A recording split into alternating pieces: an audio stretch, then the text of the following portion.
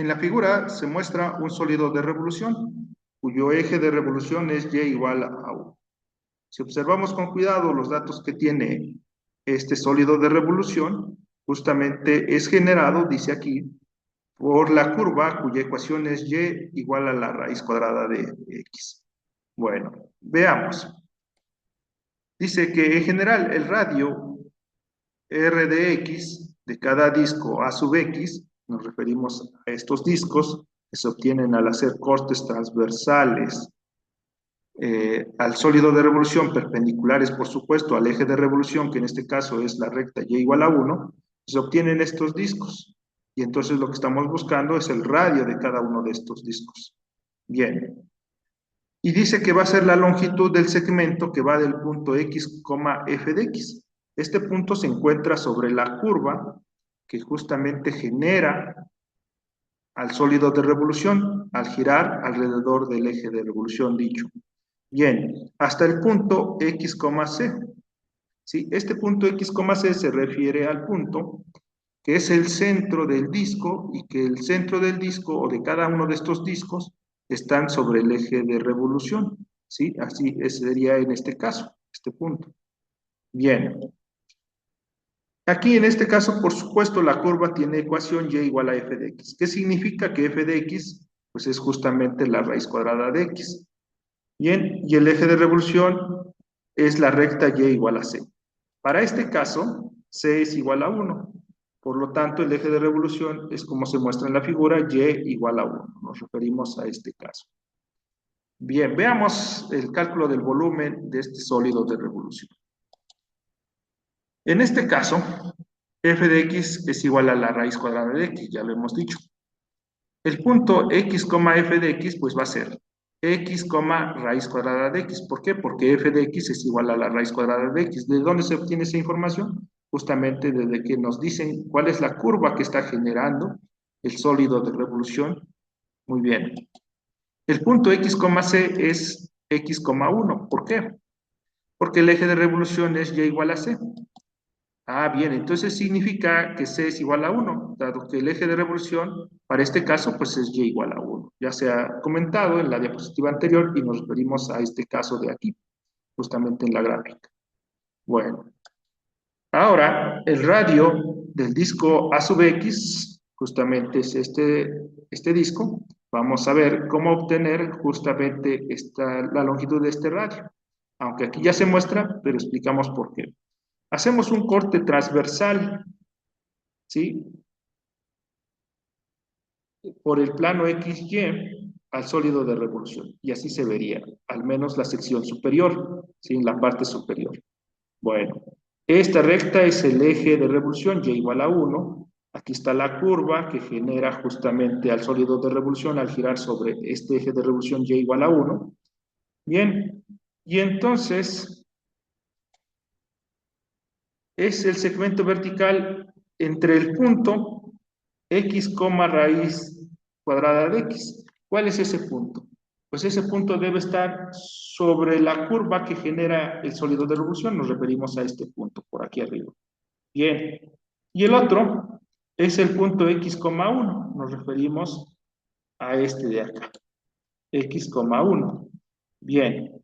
Con esto, nosotros vamos a tener que el radio de los discos, o el radio del disco representativo es la raíz cuadrada de x menos 1. Explicamos por qué. Bien.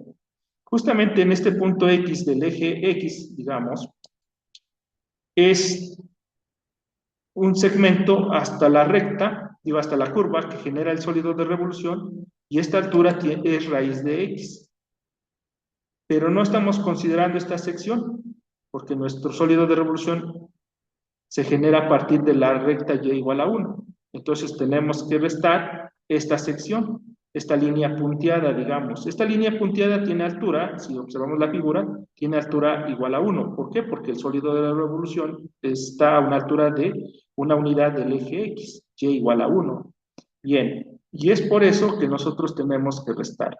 ¿Sí? ¿A quién? A la raíz cuadrada de X, para que entonces justamente esta altura, raíz cuadrada de x, si le restamos esa unidad, queda el segmento en color negro, que va del punto x,1 al punto x raíz cuadrada de x, y ese es justamente el radio de revolución. Bueno, al calcular el volumen del sólido de revolución generado por la gráfica de la función y igual a raíz de cuadrada de x, cuyo eje de revolución es la recta y igual a 1 desde x igual a 1 hasta x igual a 4, ¿por qué?